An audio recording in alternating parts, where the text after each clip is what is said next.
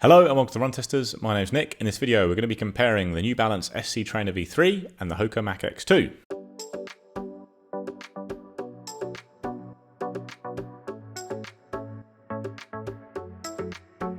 The Mach X2 and the SC Trainer V3 are new plated training shoes from their brands in 2024. They are designed to be training partners to the top-end racing shoes for New Balance and Hoka. They're both pretty expensive. The New Balance in particular, it costs £230 or $180, whereas the Mach X2 is £170 or $190. The Hoka Mach X2 is the lighter shoe. It weighs in at 255 grams or 9 ounces in the UK 9, which is US 9.5. The SC Trainer V3 in the same size weighs 278 grams or 9.8 ounces. The New Balance has a 6mm drop with a stack height of 40mm at the heel and 34 at the forefoot. The Mach X2 has a 5mm drop, and the men's shoe has a 44mm stack height at the heel, 39 at the forefoot, and the women's is 42mm at the heel and 37 at the forefoot. When it comes to the design of the Hoka Mach X2, you have a dual density midsole with a top layer of Hoka's Piba foam and a bottom layer of EVA with a P-Bax plate running through the shoe with wings at the front to add a bit of stability there. You've also got some sidewalls of foam your foot sits in to add some stability given that high stack height. You've got the usual Hoka rocker geometry. You've got a lot of cutouts on the bottom of the shoe to try and make it lightweight. And to that end, you've also got a very lightweight woven upper on the shoe. Not much padding at all around the heel or anything like that. The tongue is also very stripped back. It's quite a racy upper all round. And then you've got rubber on the outsole in the key impact areas. It's used quite sparingly. There's lots of exposed foam, but it is there at the heel and forefoot to give you that grip and durability. With the New Balance SC Trainer V3, you've got a fuel cell midsole, which is made from a blend of Piba and EVA foams. It is 20% Piba, I believe. You have a carbon plate running through it, which forks at the front of the shoe just to reduce a little bit of weight compared to using a full plate. Then you have a cutout on the bottom of the shoe that extends from the heel to the forefoot, again to reduce weight and show off the carbon plate in the shoe there. You've got an engineered mesh upper with New Balance's Phantom Fit design. A little bit of cushioning around the heel and tongue, I would say. A bit more than you get on the Hoka. Internal heel counter, just a bit more structure to the upper in general, I would say. And then you've got, again, rubber used quite sparingly on the outsole of the shoe, but it's quite a thick layer of rubber you get at the forefoot and heel there. And it should stand up to a lot of running and has delivered quite good grip for me so far as well. Let's give you a word on fit then, and I think the big difference here, the SC Trainer V3 are a super roomy shoe. Obviously, New Balance recommend going half a size up in the shoe for a lot of people, including me here, so I'm going half a size up, but there's loads of room towards the end of the toe box. You've got a lot of flex and room here for your toes to move up and down in the toe box. The uppers, they just hug really nicely. They feel secure without feeling restrictive. I think that's a really nice feel. It's a kind of roomy feel and the fit that you'd want for a really long haul shoe. Medium padded tongues take off any lace pinch. The heel collars for me, once I've got them dialed in and that laced in, they hold fine. I do have to work a little bit to get these laces locked down initially though. Once I've got that sweet spot, then the shoes do hold pretty well. But overall, yeah, I think a much roomier fit. When you go into the Hoka Mach X2, what you've got, you can see it's instantly sort of narrow. It's like almost like a straight cut here. And I find not only is there, you've got okay length in the toe box, but my toes are quite cramped here. There's not an awful lot of room to move. There's okay clearance across the top. The toe knuckles are held as well. That is quite tight and snug, you'd call it if you were being kind. If you come back into the lacing, I get really good lockdown across the midfoot. That's the one thing. With that more secure fit, I don't have any movement in this shoe really of any trouble at all. One area I was a bit concerned about was these kind of slightly minimal heel collars. There's not much padding to them. You do worry about them rubbing the Achilles, but I actually haven't had any troubles with that, I don't think, so far.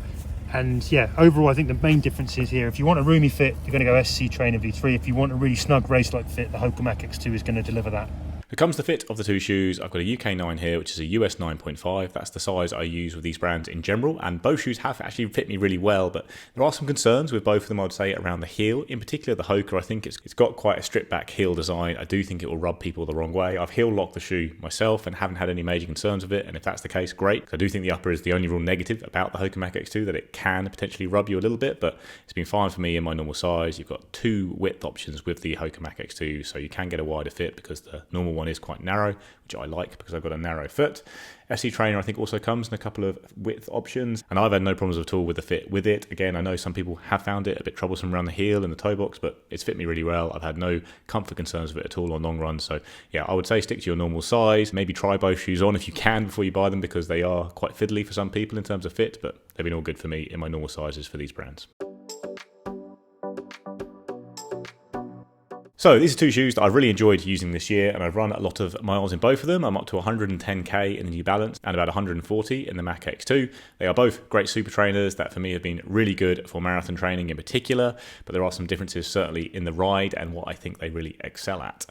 The Hoka Mach X2 I absolutely loved from the start. I took this shoe on holiday at first and was using it for lots of kind of just pretty casual runs, progression runs, that kind of thing, and then brought it home and started to use it for some serious sessions. I do think it is a very impressive super trainer that has bags of top end speed. This is a super trainer that I think that can stand in for a race day shoe. You've got a P-Bax plate in there, but it doesn't really hold it back in any way. I've used it for some of my hardest training sessions over the past few months and used it for double workout days, that kind of thing, and it really delivers a very bouncy and propulsive ride, but then you can ease back in it. I find it's not the best easy day shoe out there. It does have a feeling like it's tipping you forward and raring to go, but I have enjoyed doing easy runs in it, and I have enjoyed going long in it as well. So I do think it's a really versatile all-round shoe with a really bouncy ride thanks to this high stack with extra PEBA foam in there. You really feel the extra bounce in this compared to the previous model of the shoe, and indeed compared to lots of other super trainers, including the SC Trainer V3, which I do think has a slightly more subdued ride. It's a shoe that I think focuses a bit more on being comfortable and stable, and as a result of that, it does really excel on long runs. And I have used it for some hard workouts as well. I have used this shoe for a double workout day as well, and done a 4x4k workout in it and a 15-mile progression run, and I have really enjoyed it for every run. It always does have the pace, it just doesn't feel maybe as noticeably quick as the Hoka Mach X2 for me, and it feels like it really shines as those kind of sub-race paces. Well, maybe marathon pace, but not faster than that. And kind of long runs, when you're doing some speedier efforts as part of that, or progression runs, that kind of thing, it works really well for. It is a really nice shoe for mooching around in an easy pace as well. I do think it's a little bit more comfortable than the Hoka for that, both in terms of the upper and the underfoot feel. And it's certainly a shoe that will pick up a lot of miles in marathon training and that kind of thing. But I don't think it's as good at kind of faster race paces as the Hoka Mach X2. This isn't a shoe that I personally would sub in as a race day shoe, whereas I think you could with the Mach X2. I said some people might enjoy this as a race day shoe because it is a comfortable, pretty stable carbon plate shoe that does have a little bit of propulsion, but it doesn't feel quite as revvy and fast as the Hoka Mach X2, in my opinion. I did do a run in both shoes at the same time. You can definitely feel the high stack of foam with both of these shoes, and they do both feel bouncy, but like I said, I feel like you get just tipped forward and pushed forward a bit more from the Hoka. It is a shoe that's pushing you to run fast. Like I say, you can throttle back and run easy in this shoe. I do think it is very versatile, but that is where the SC Trainer V3 probably has a little bit more of an edge. It is an easier shoe to run easy in. It's very comfortable at slow paces, but if you do start to run fast, I do think you get a bit more pop and punch from the Hoka and more of the feel from that rocker that pushes you forward, as opposed to the slightly more cruisy and stable feeling of the SC Trainer V3, which very much does feel like it's built for long runs. So in testing, I've done lots of miles in both shoes across a range of paces. I've done more in the Mach X2 as we've had that shoe for longer, and I've raced half marathons in this shoe. When it comes to the Mach X2, I think the higher stack and tweak plate have breathed some fire into the punchy midsole ride, and there's now clear daylight between the energy of the Mach 6 and the Mach X2. This is an improved shoe in this generation. There's much more super in this super trainer now, and I'd happily pick it to attack faster training efforts and even races up to the half, which I've done. I ran a pretty quick half in them.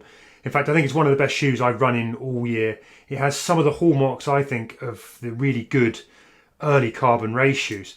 Now, this was my first outing in a New Balance SC trainer. I hadn't tested generation 1 and 2, but I really like what you get from the V3 here. I think it's a very accomplished daily trainer with a decent level of cushioning. It's not too soft, but there's plenty of controlled energy here for eating up miles on longer runs. A really good cruiser, I would say. There's also lots of versatility here, though. I expect it to be a really good weapon in anyone's marathon training lineup to eat most of the runs you're going to encounter. I think the SC Trainer offers better overall comfort. There's a roomier, more disappearing feel on the foot, and it's got good range in the types of run that it can handle. However, the price in the UK is problematic, less so in the US though. Now, to really tease out the differences between these two shoes, I also did a side-by-side mile with one shoe on each foot, and here's what I found. So I've just done my side-by-side mile. I've got the Hoka Mach X2 on the left foot. I've got the New Balance Supercomp Trainer V3 on the right foot. First thing to say is about the fit. Much more snug, much more race-like, much more hugging, much more cramped in the toe box in the Mach X2. The SC Trainer V3 is a much more roomy and accommodating shoe. Overall, I kind of find that fit much more comfortable for long hauling than the tightness of the Mach X2, which I do think limits how long I'd like to run in that shoe unless I went half a size up in the shoe. It's kind of got a half marathon sweet spot for me. The SC Trainer V3 feels like a shoe I'd happily put on and go and run for hours and hours and hours. Then when you get to the feeling underfoot, the Mach X2 it's a more precise shoe. It's a narrower kind of platform to run off. The SC Trainer V3 definitely has that kind of bigger, wider, feels stackier sort of midsole underfoot, both in the forefoot and in the heel. It just feels more blocky and a bigger shoe overall. As a result, I think, yeah, the Mach X2 is still sort of fairly cushioned actually when you compare these two side by side. You don't feel a real lack of cushioning in the Mach X2, but there is just more coming through in the Trainer V3. The other thing I think you notice is there's more responsiveness coming out of the Mach X2. It's just a punchier shoe. I can feel the rocker that's more pronounced under that. I feel that kind of ball rolling me forward onto my toe off a little bit more than I do with a slightly flatter V3 trainer that feels to me like it's relying a bit more on the bounce than the rocker or the plate. And it is giving energy, but not in the same way. And it makes the Mach X2 just feel slightly racier and slightly sprightlier, a bit more energetic, a bit more precise. For that reason, I think the Mach X2 definitely has better top pace potential. If you go the other way though, I think probably the SC Trainer V3 probably has a little bit more long run potential, easy long run, sort of slower potential. So that's how I would split their versatility. I think these are both versatile shoes.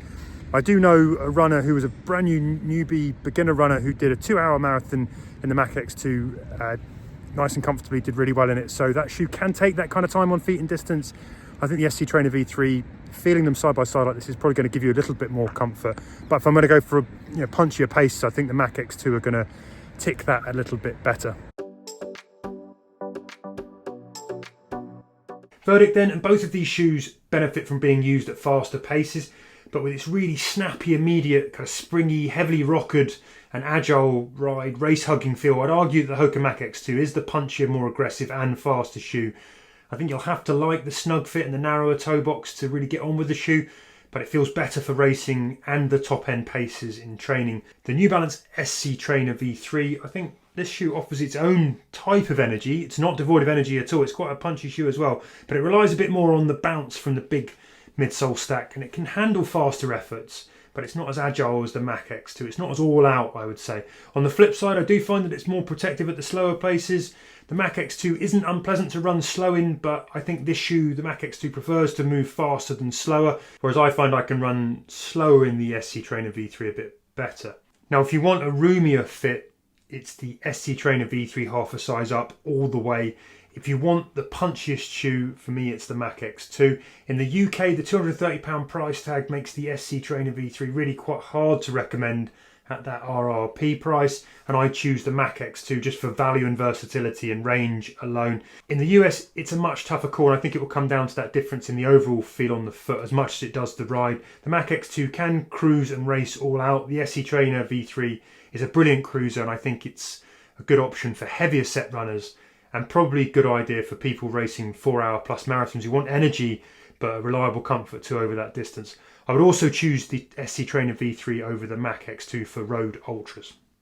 Comes to the verdict, the Hoka Mach X2 is the shoe I prefer out of these two. It feels more like an all-out super trainer for me in that it can do very fast running really well. Same time, you can use it for easy runs. I do think it's got a really broad range and it has more top-end speed than the SC Trainer V3, which it does excel for lots of runs. Like, it's a really good marathon training shoe, like I say. You can use it for those long runs. It's just a lot of the runs that I would consider the SC Trainer V3 is best at are the kind of runs where I probably would use a non-plated shoe myself, like get out of a plated shoe for a day and use things that are still fast and lightweight and nimble, but can do those miles really well as well. And I don't necessarily feel like there's a huge benefit for going for the shoe, as good as it is at those runs. Whereas the runs I use the Hoka Mach X2 for, I'll be subbing it in for very fast sessions, using it for really hard runs. It can do all the other runs as well. It is a really versatile all-rounder, but I do think the runs where I would use the Hoka Mach X2, it's the best shoe for the job and the one I would want to use for it, unless I was actually stepping into a carbon plate race shoe, and I wouldn't want to use a non-plated shoe for it. I'll be using it for key sessions and it does them really well. So I do think it would have more of a role in my rotation. I do think it's the more accomplished shoe all round as well, because it just has that greater range compared to the SC Trainer V3 for me. And then if you look at the price, in the UK, we've talked about this on kind of every video with the SC Trainer V3, like, it's priced itself out of contention at £230. Like, I think the Hoka's the better shoe and it's considerably cheaper.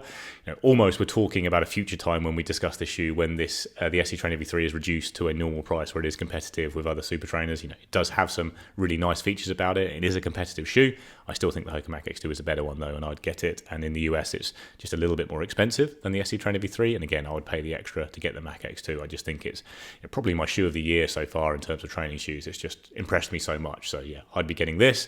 But if you are marathon training, want a shoe that to eat up a lot of miles, maybe looking at a first time marathon and you want to use a plated shoe, like, I would consider not using a plated shoe, looking at things like I don't know, the Mach 6 or the Super Blast. If you're going to buy this shoe, the Super Blast is about the same price or cheaper in the UK. And I think those are really good options. But if you do want a plated shoe, the SC Trainer V3 is a good option. The Mach X2 is just a better one for me. That's a comparison of the Hoka Mach X2 and the New Balance SC Trainer V3. Let us know what you think in the comments below. Please do like and subscribe, ring the little bell, and we'll see you next time.